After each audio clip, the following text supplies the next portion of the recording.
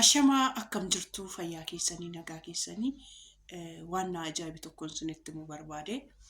Namni tokko balleessaa isaa balleessu haa dhukkubsatus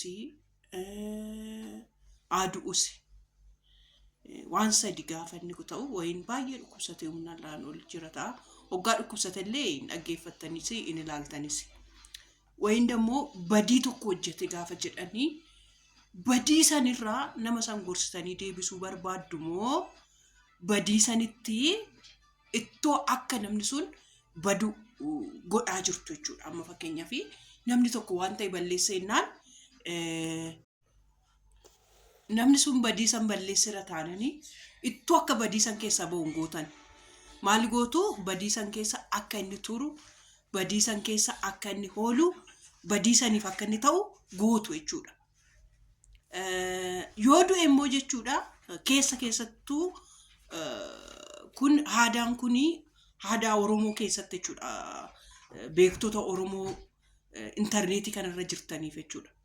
Namni tokko keessattuu namni guyyaa guyyaadhaan nu du'aa oola. Isa du'aa oola jechuun guyyaa guyyaadhaan nu du'aa oola. Garuu beekaan tokko wayin artistiin tokko wayin waan tokko odoo jiraadhaan jiru maaloo na gargaari, maaloo akkas naa godhi, maaloo akkas naa ta'i, maaloo akkas ta'e tan jira, maaloo akkasitti rakkadheen jira, maaloo akkasitti na qaqqabi gaafa jedhaniitu itti dubbatanii karaadhuma beekorrisi karaadhuma isaayyuu hin ba'an.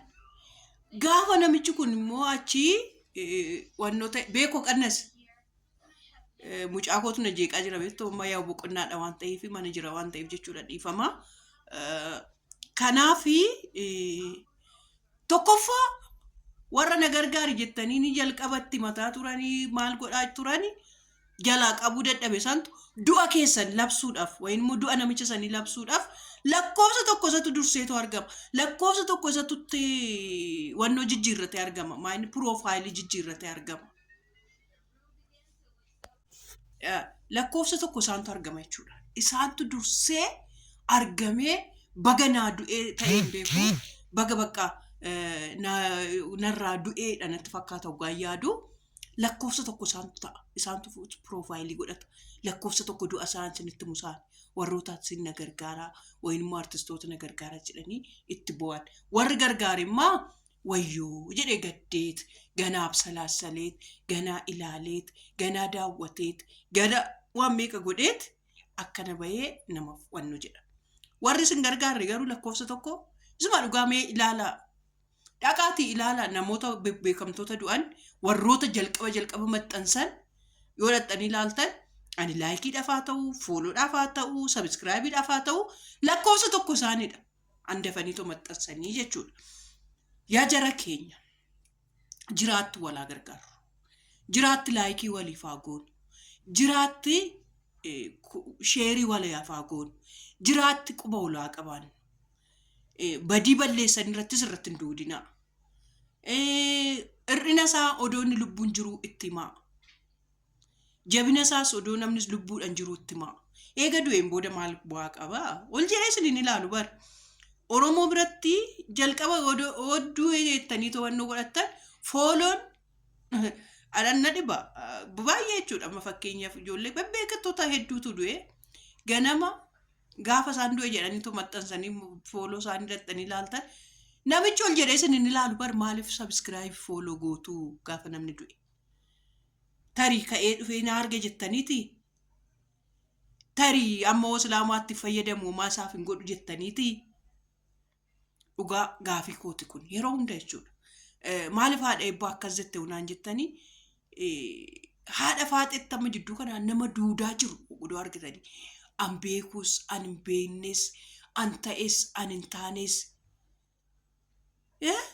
Hundumaatu irratti gadi duule inni beekus, inni hin beeknes, inni ishii beekus, inni ishii hin beeknes.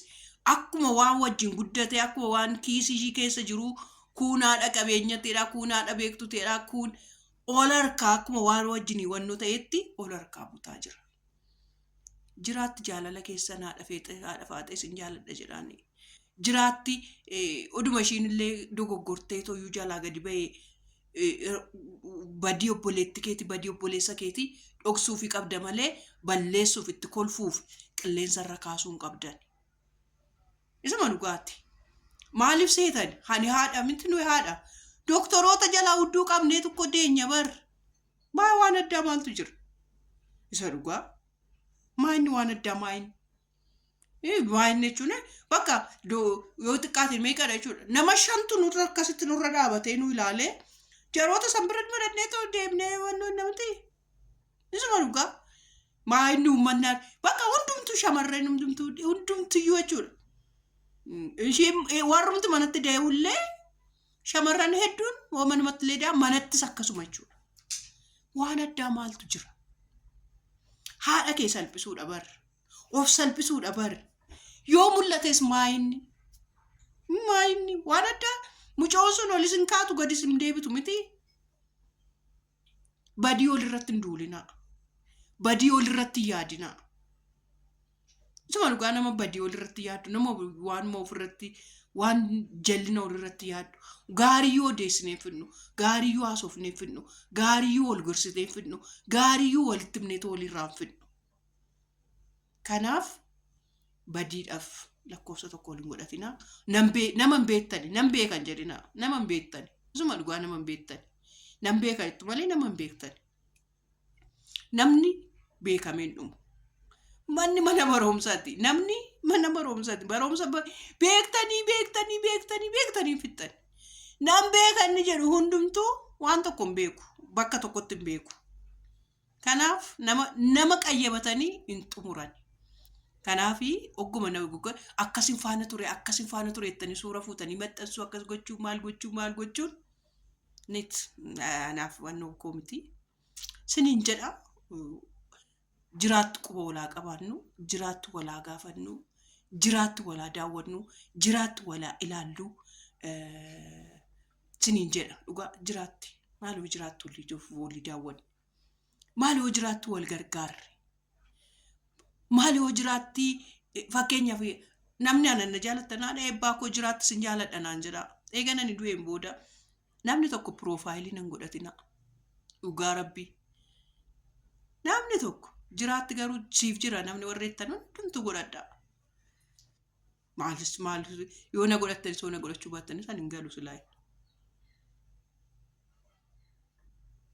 Kanaafi waliif yaaduun bareedaadha. Wal gargaaruun bareedaadha. Siniin jedha.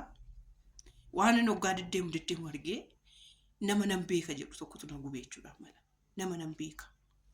Abalu nan beeka. Hin beektu. Summun iyyuu hin beektu. Suma dhugaa koo siniin jedha.